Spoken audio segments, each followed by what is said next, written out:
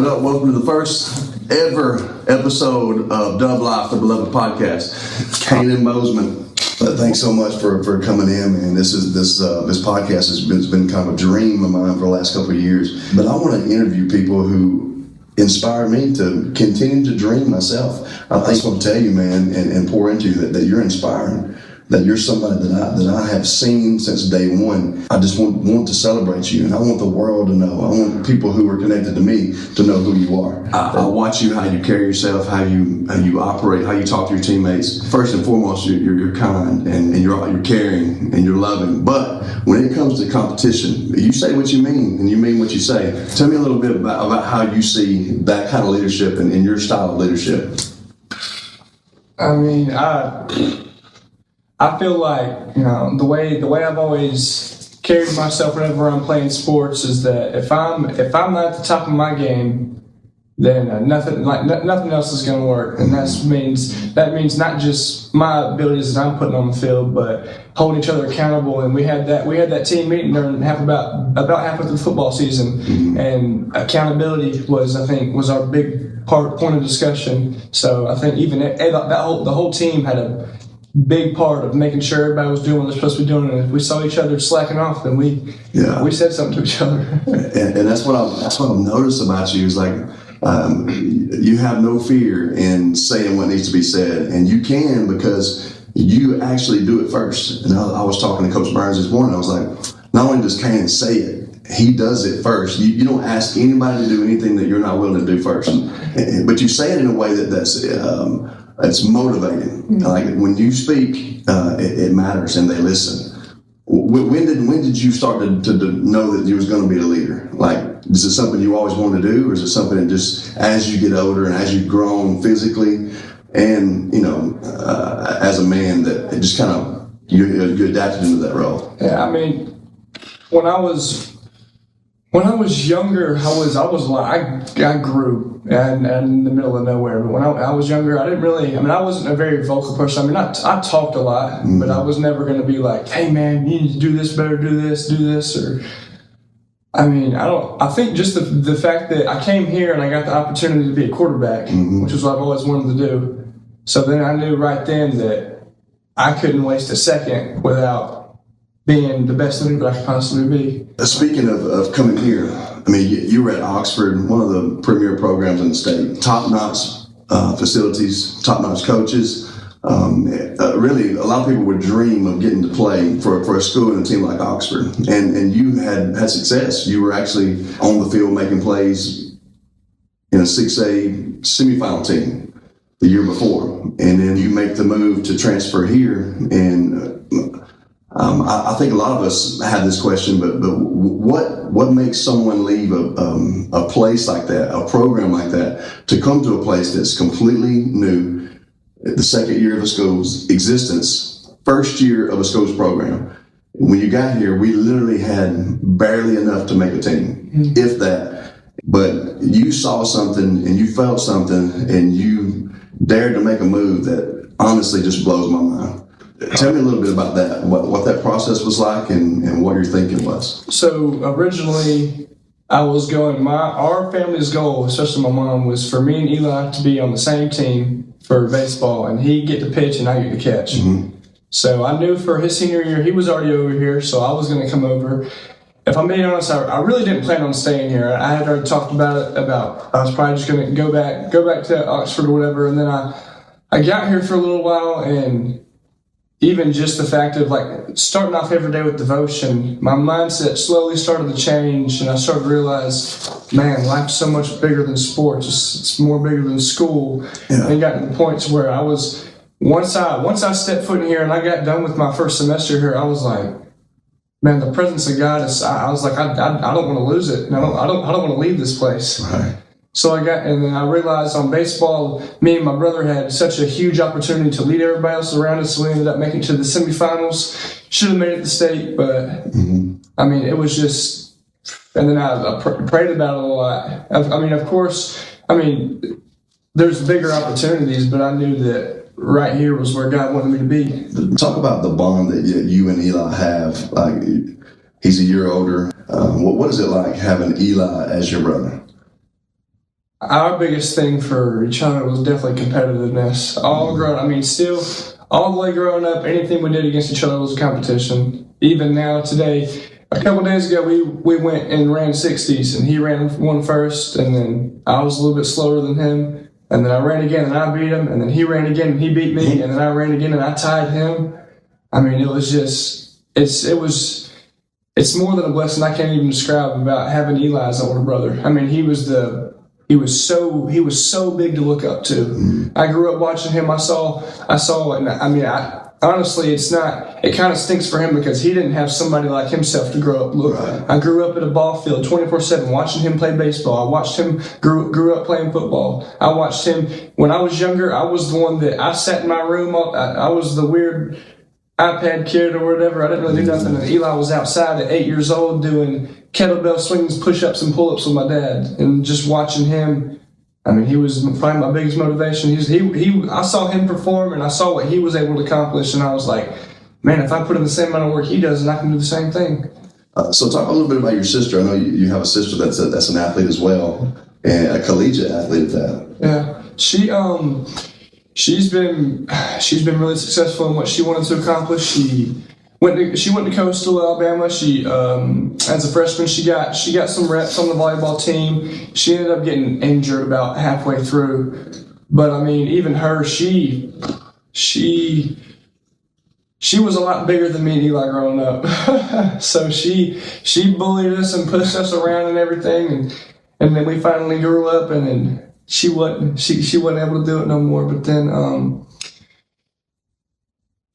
I think she realized a little later on that she wanted to go play college. When she wanted to go play college volleyball, but from where she decided she wanted to do that, and about probably her sophomore junior season to where she's at now, I mean, she had to work her butt off, because the only way she was she focused for about maybe 2.5 years to go from middle school level to I want to go play college volleyball, and she had to work her butt off to get there. Your mom and dad, your family, you have a great support system. They're super engaged. They're always there. To talk about your parents and what that means to have the support that you have with them. Well, my dad, he's probably invested in his adulthood since we've been born. He's probably spent about 100 times the amount of time focused on us than he ever has with himself. He's probably the most selfless person I know. He puts everybody else before him. I mean, he spent countless hours with us in the weight room. He saw what we could be before we ever saw it. And he knows that we'll go in there and we'll be like, oh, I don't want to do it. I couldn't tell you where me, my brother, and my sister, where any of us would be if he actually let us whenever we said, no, we don't feel like going to work out today. And he'd be like, I don't care, get in the car, we're going. Right. And then my mom, of course, she's not, I mean, she wouldn't have much on the training aspect, but I mean, I'm 18 years old and she's still making my breakfast and my lunch for me every single day. So I mean, I couldn't. There would be zero. No matter how much training I do, there would be zero progress if I didn't have my mom behind the scenes that nobody else gets to see. Right. Waking up at 5 o'clock in the morning to cook my breakfast and my lunch and packing it up for me and all these big old cooler for me to take to school every day. And she's cheering us on all the time, encouragement. I don't think my dad. He tells us what's wrong and he'll be loud about it. And that motivates us. And then whenever we do something good, that's when our mom, she's going to be there. She's going to be like, hey, great job doing that. Great job. And then my dad, I think that's kind of, you don't want to have parents that are both sitting here going, oh, good job. And you think you're all about it. You got somebody that's constantly, hey, that was pretty good, but here's what you could have done better. Right. And then once you make that correction, then you got another parent like, hey, keep putting the work in. I can see an improvement. I mean, that was just that's the combo that all three of us needed. There was a moment this season, the very first play from the scrimmage, we were on defense, and you burst through and make a sack, probably for about a 7-8 yard loss, and it was beautiful. And you actually got up and celebrated, and we were going nuts. And then you hopped up and ran to the sideline with blood coming everywhere, and literally your hand was cut from one side to the other. And obviously took you to the fence, and we got a towel and got the trainer, and your mom and dad came in to the fence, and Obviously, you needed to go to the hospital. I mean, it was once we laid your hand open and saw the inside of your hand, we were like, "Whoa!" Yeah. I remember looking at your dad, and I was like, "Oh man, it's bad." Yeah. And but you had those metal snaps on the helmet, right? Your hand kind of caught it. The first thing that we said was you need to go to the hospital. But then the very next thing you said was tape it up. I want to play. Yeah. Talk about what that decision was like, because obviously you ended up having to go at halftime to the hospital, and you needed stitches, and it was a horrific thing. You missed several weeks, but you really battled it the rest of the year. But for that game, that was literally one of the most painful injuries that I've seen. Just that, and it just hurts. You know what I'm saying? There's no amount of tape or pressure that can help that. And it wasn't on your throwing hand, but it was on your left hand. But we snapped for our snap camp, number one. I mean, we clapped for our snap camp, so that was an issue. But we actually taped you up, and you went back out there and played your guts out. Talk about that and how.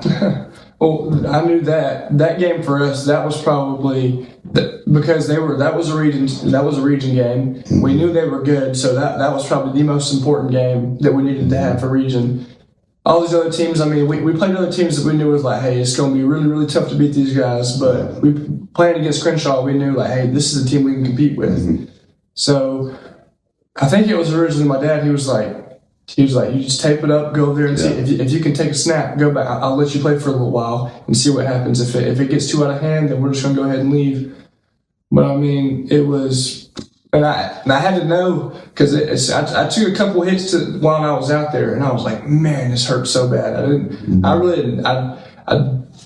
A couple plays, there were some of them, sometimes I was hurting my teammates, sometimes I wasn't. There was some where there was one where I bobbled the snap, and then I grabbed it and chunked it in the neck really fast and threw a hospital ball, and he got laid out. So that we've all talked about that. But I mean, I don't know, it's just the idea of what my parents have instilled for just the ability to push past your limits, going further than what you think you can go. Right, and that's part of what makes you who you are. It's like, I don't know many people who would have done that, but what I see in your dad is what I want to do for my son. Is he gave you permission? Like, he actually, if you looked at him and there was a little bit of doubt in his eyes, you probably wouldn't have been able to do what you did. But you looked at him and he was like, "Hey, see if you can take a snap. Let's go." And what I see in him all the time that I honor is that with you and Eli and your sister, just that support, but also you see something in his eyes that as a competitor, as a man, and he just gives you permission. Sometimes without even saying anything, what you need, sometimes you can't really find it in words, but if you could just see your dad, and if you could just see his eyes, and then you know that, okay, right, we're good. And that's one thing that I honestly wanted to highlight as well is your whole family dynamic, who you are, the level of honor that you bring as a family. And that's what we see here at HCA, is that it is bigger than sports. And it starts in the home. It starts with honor and trust and love and the ability to push beyond your boundaries, because life in itself is hard. Sports is hard, but getting up every day and doing what we need to do is hard, and you have the ultimate examples in your family. But who would you say is your favorite, not just athlete or not just player, but who would you say you look up to that leads their team in any aspect, in any organization, any team?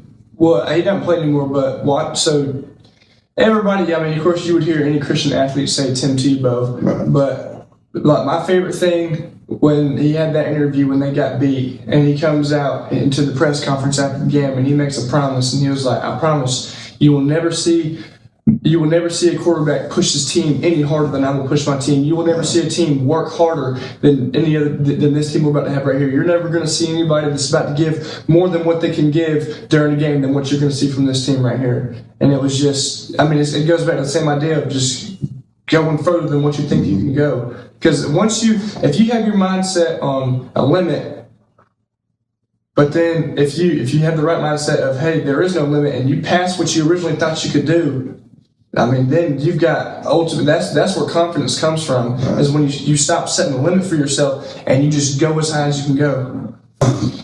Going back to Hope Christian Academy, what you've experienced here and what we see every day. We are growing at a rapid rate. We have a new facility that's being built, and we're able to see pre-K through 12th grade every day. And we have devotion in the mornings. And it's not just devotion where it's just a little Bible study, and we're actually becoming more intentional in worship and learning how to become more intentional. What I've always saw about you is like you're the first one to raise your hands in worship. You're unashamed. You actually go out and get other people and bring them up to the prayer group, and you organize every morning your teammates, your classmates, and y'all pray together. And I see the other ones looking at you. Talk about when that first started. What makes you be unashamed in your faith? And maybe just talk about your faith for a minute. So I think originally I heard it from you mentioned it, Coach Amberson mentioned it, and Coach Burns. I've heard all three of y'all bring it up, and I don't think it was y'all said that sometimes somebody's waiting for the first person to do it. Mm-hmm. So it wasn't. I mean, the whole thing. Like it's easy for me to lift my hands up in worship when I'm around. I can do it at my church. I can do it around adults. I mean, it's not hard. But then when I was surrounded by my friends, I mean, it took me a while, and it was when. It was this started. The Lord started telling me, it was like whenever you feel like it's the most uncomfortable time to do it, that's instantly when you do it. Like don't even think about it. Yeah. When everybody's real bunched up close to you and you might elbow one of them in the head, boom, that's when you throw your hands up. And then you start seeing here a kid does it, a kid does it, a kid does it. Yeah. Now we've got a whole lot of kids. I mean that are doing it every single day during worship. Yeah. And then we have. This is kind of off topic, but I feel like it's need to be shared for a while. Just the fact of like the way the Spirit of God is moving right now. I mean, his goodness, it's unexplainable. But I'll go ahead and bring this up. So one of my teammates was sharing with me some stuff that he had going on, and I was like, man, he's being attacked by the enemy right now. So we're sitting here hitting baseballs off the tee at Top Gun, and we're all sitting there, and another guy walks up after. So we're sitting here hitting, and I'm like, I get this thing coming over, and I'm like, it's like, pray for him. No, everybody needs to get together. I need to pray for him. So I'm sitting there, and I'm like, man, I cannot do it. I can't do it. I was like, I've never done it in front of these people before. And we're sitting here, and a guy it was E-Man, Easton Strickland. A lot of people know him. And he walks up, leans close to my ear, and goes, "You're not alone." He said, dude, I don't know what's going on, but he said, something's telling me to tell you that right now. Man. And I was like, oh my gosh. And we go over there, and as we're walking out the door, and I'm like, hey man, you care if we pray for you? And we all prayed for him and laid hands on him right then. And I mean, even ever since that day, the kid's he's changed. I've noticed that. I mean, I watch the kid 24/7 as it is, and he's grown. Praise God, man! And I can feel and see the emotion that's welling up in you as you're telling the story, and that is exactly what God has shown us all about the vision for this place. It's not just schools, not just education, it's not just sports, it's life. And we deal with real anxiety and depression and sadness and brokenness every single day. And what sports does is give someone a platform. Yeah. And we take it, and it becomes corny and cheesy sometimes, Yeah. But I just want to say thank you for being who you are. I, as a leader, I trust the Holy Spirit in you. And I know that wherever you are, that whatever needs to take place, that it doesn't have to be forced or taught, that you're going to know. And that's exactly what happened. You're coming out of your junior season. You're about to enter into baseball season.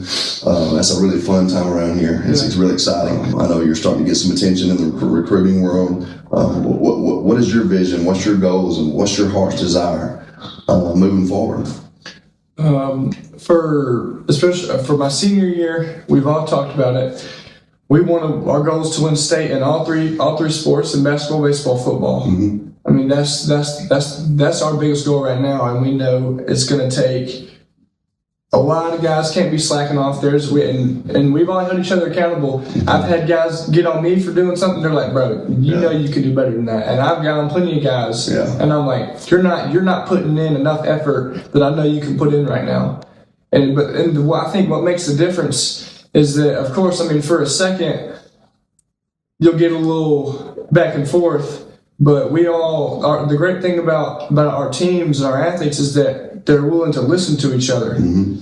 And it doesn't matter who you are. If there's a younger guy that's got some encouragement from an older guy or something that he knows he can do better, we're not going to listen to him because he's a younger guy. Right. We think and we're like, all right, if I didn't hear it from that kid and I just had if that just came on my mind, is it true? And if it's a true statement, you know it's going to make you better, then listen to it. Right. That's awesome. So do you have a goal of playing collegiate sports? That's what, so I want to go play college football. As of right now, my goal is to go to West Alabama. That's where I want to go play football at. And then depending on how that goes, I'd like to go as far as I can go. As we go, talk about your purpose and what you feel like you are on the earth to do. I mean, I've been told that leading is what I'm supposed to be doing, and then of course, our will, the God's will for us on earth is, we're supposed to speak the good news of the kingdom of God. Coach Emerson talks about it all the time. Yeah. About the kingdom of God and then walking in love. Yeah. A lot of people think that I used to think it was so hard, and it was about the do's and the don'ts, and you can't do this, and you do this, and this makes God happy, and this makes God mad.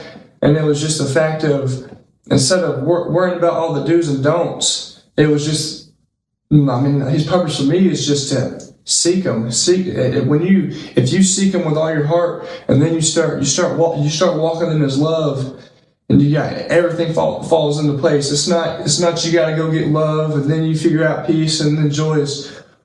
Once you find His love and you start walking in His love, joy comes along, peace comes along, patience comes along. Everything starts to fall into place. All relationships become fixed. Everything falls into. That's when you start seeing, and then even your dreams. God, it tells you. God, He listens to your wants and needs. He understands that you have goals, and it's more important to Him that you're continuing. Like if I want to go get a dream, I got to do it through Him. It's not me trying to separate myself, but the purpose for me is to come out here is to go seek all of my goals, seek any of my goals, and seek His goals through Him. Right. That's awesome. Thanks so much, man. Yes, sir. Kainen Bozeman. Remember the name. Beloved, don't you ever stop dreaming. You know you got the kingdom in you. Don't be afraid. Let me look you in the eyes. Tell you who you are. You were meant to fly away. You got everything you ever need. You and me, we're in this thing together.